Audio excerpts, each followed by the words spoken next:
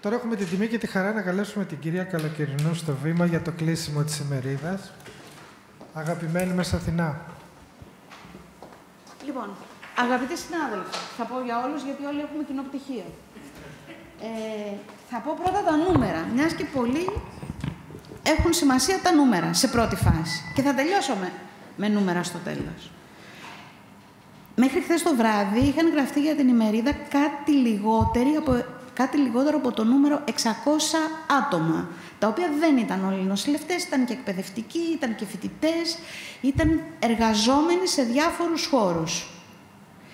Αυτό είναι πολύ ενθαρρυντικό, γιατί είχα κάποια εντολή, δεν θα πω από πού, μην το πολύ διαφημίσεις, πω εγώ, θα δούμε.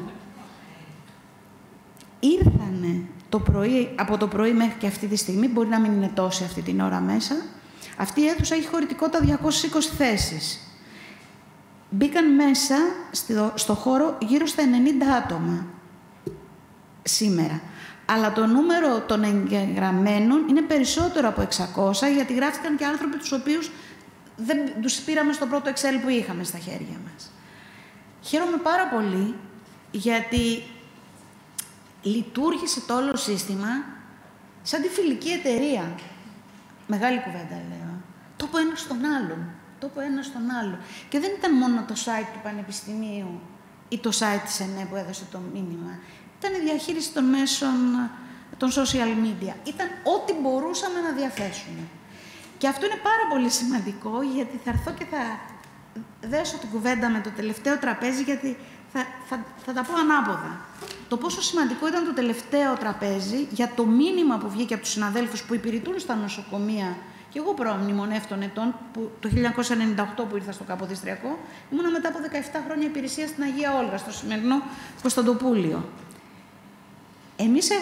Μας έδωσε ο πρόεδρος μας, ο κύριος Μυριανθέας, την ιδέα πριν 4 χρόνια, στην πρώτη του προεδρία, να κάνουμε μέρες καριέρας. Εκεί τότε και εγώ συνειδητοποίησα το τι μπορούμε να κάνουμε στις μέρες καριέρας. Μετά από τόσα χρόνια υπηρεσίας, και νοσοκομιακής και εκπαιδευτικής. Γιατί στην ουσία και στο Πανεπιστήμιο ποτέ δεν αποκοπήκαμε από τις υπηρεσίες υγείας λόγω των ειδικών συνθηκών στην εκπαίδευση. Ήρθαν άνθρωποι από τον ιδιωτικό και τον κρατικό τομέα για τα νοσοκομεία. Όπως όλοι θεωρούσαν είναι το φυσικό μας περιβάλλον, εντός εισαγωγικών. Ήρθαν άνθρωποι από την κοινότητα. Ήρθαν άνθρωποι από τις εταιρείες. Φαρμακευτικές εταιρείες. Ήρθαν άνθρωποι από γραφεία ευρέσεως εργασίας από 4 ευρωπαϊκές χώρες για να πάρουν τι? Την αφρόκρεμα που ετοιμάζαμε, και κυριολεκτό, και δεν εννοώ μόνο το Πανεπιστήμιο, το Καποδιστριακό, αλλά και τα υπόλοιπα άλλα 6-7 πανεπιστήμια μας. Να πάρουν το δικό μας πτυχιούχο που έχει πληρωθεί με όλη του η εκπαίδευση, ο προπτυχιακός μας, από τη φορολογία των Ελλήνων φορολογουμένων. Των παιδιών που έχουν μάστερ, που έχουν διδακτορικό, που καμαρώνω, που έχω δώσει εκατοντάδες συστατικές επιστολές και είναι καθηγητές σε πανεπιστήμια του εξωτερικού. Αυτή τη στιγμή, συνάδελφοι. Και ήρθαν κι άλλοι που δεν μπορούσα να φανταστώ. Και λέμε συνέχεια για το Υπουργείο Υγείας και το Παιδείας. Πόσοι συνάδελφοι μας δουλεύουν σε νοσοκομεία φυλακών ή σε ειδικές υπηρεσίες, Υπουργείο Δικαιοσύνης? Πόσοι δουλεύουν στο Υπουργείο Μετανάστευσης? Δεν είμαστε μόνο το υγείας, το παιδείας. Ήρθαν άνθρωποι από τον ιδιωτικό τομέα, από τα καράβια. Και σκέφτηκα, ρε παιδί μου, γιατί να μην είχα αυτή την ευκαιρία όταν ήμουν ελεύθερη και ήμουν μόνη μου, να μην πάω να δουλέψω, να πω στη μάνα μου και στον πατέρα μου, φεύγω, πάω στα καράβια 3 χρόνια. Τώρα δεν μπορώ να το κάνω, τα μυοσκελετικά δεν με βοηθάνε. Τι θέλω να πω, είναι πάρα πολλοί οι χώροι που μπορούμε να δουλέψουμε. Μετά από 2 χρόνια από αυτό, δηλαδή πέρυσι, ξανακάναμε την ημέρα καριέρας. Και φέτος, πριν λίγες μέρες, χάρηκα πάρα πολύ, γιατί είδα μέσα στα φοιτητικά νέα το Πανεπιστήμιο Θεσσαλίας, οι συνάδελφοι της νοσηλευτικής, κάνουν μέρες καριέρας. Πρωτοστατούσε η κυρία Μαλιαρού. Λέω, ωραία, το μικρόβιο μεταδίδεται, πάμε παρακάτω. Είναι αυτό που πραγματικά είναι σπορά, να μην πω τη λέξη μικρόβιο γιατί ακούγεται αρνητική.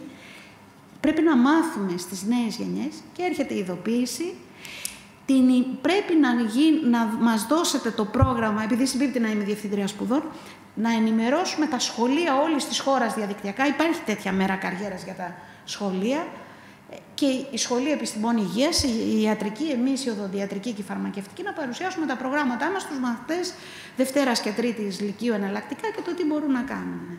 Άρα κάτι κινείται.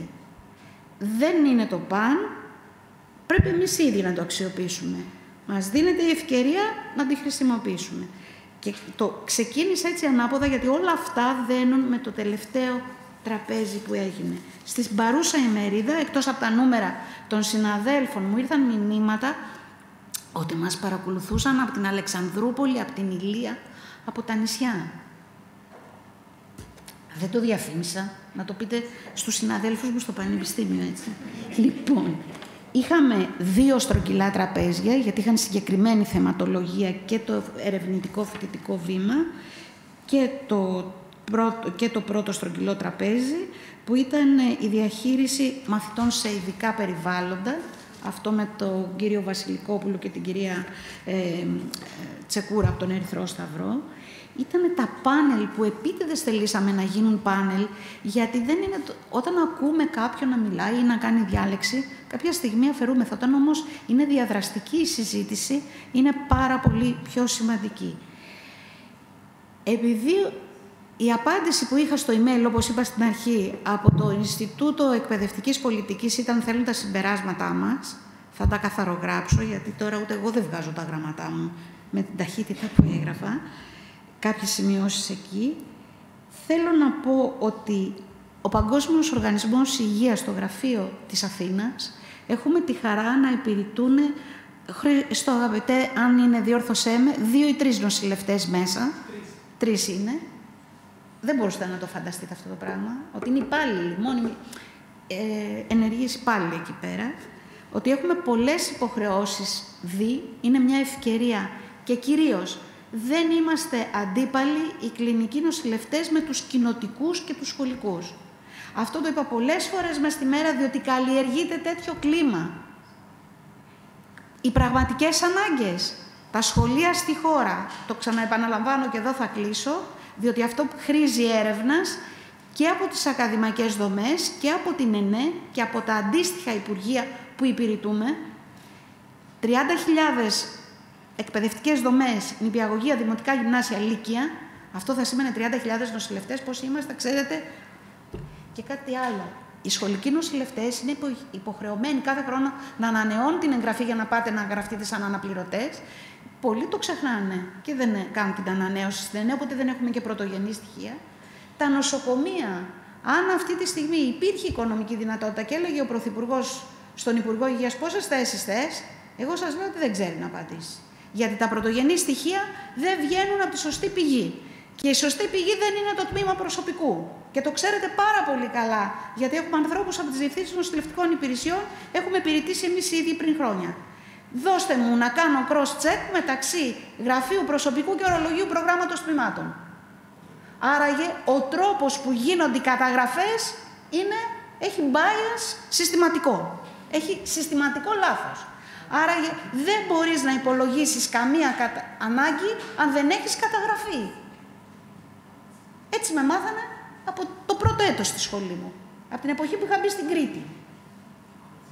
Αυτό σημαίνει πρακτικά ότι πρέπει να γίνουν πρωτογενείς έρευνες. Και επειδή ασχολείστε με τα οικονομικά της υγείας, και αυτό είναι ο προγραμματισμός των σχολών. Πόσους να πάρω? Στο Καποδιστριακό μπαίνουν, πόσους θέλετε λέει, 80. Πόσους έχει, επειδή παίρνουμε και τη στρατιωτική σχολή, 30, 80. Τώρα ξέρετε πάρα πολύ καλά ότι και τα νοσοκομεία του στρατού, των ενόπλων δυνάμεων, έχουν ανάγκες. Οι 80 οι δικοί μου, που δεν είναι 80, αλλά είναι 180 που μου στέλνει το Υπουργείο Παιδείας, για να μπουν με τις Πανελλήνιες, είναι οι 40 της ΑΝ και οι μεταγραφές όλης της χώρας. Υπήρξε χρονιά, η Στέλλα Ιτζιαφέρη, συνάδελφος, η αγαπητή από το ΠΑΠΕΛ, ξέρει ότι μας είχαν έρθει όταν ήμασταν μόνο Καποδιστριακό και ΠΑΠΕΛ που κάναμε τις 50 άτομα. 50 άτομα είναι ένα έτος. Ξέρετε πώς είμαστε οι νοσηλευτές στη σχολή, μαζί με τους γιατρούς και τους μη γιατρούς και μη νοσηλευτές? 39.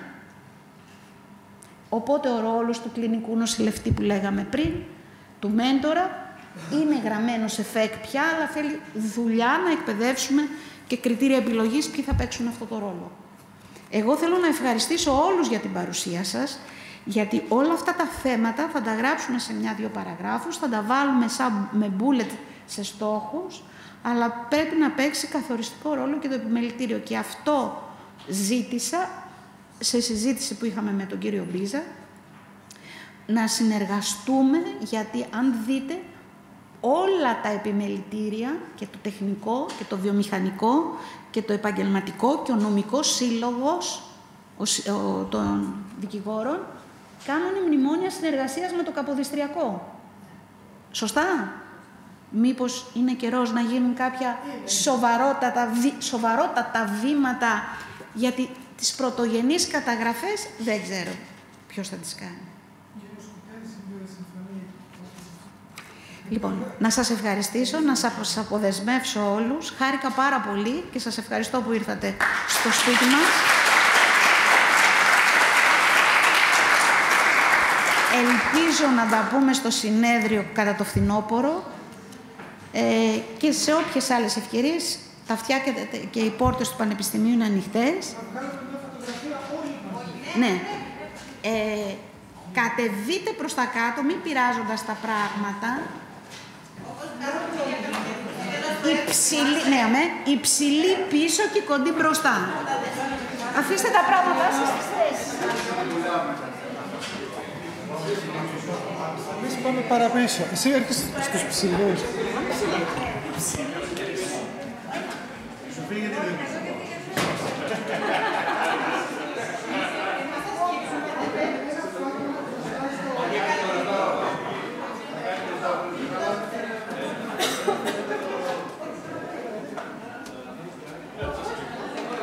Μια χαρά είμαστε, μια χαρά. Πάμε.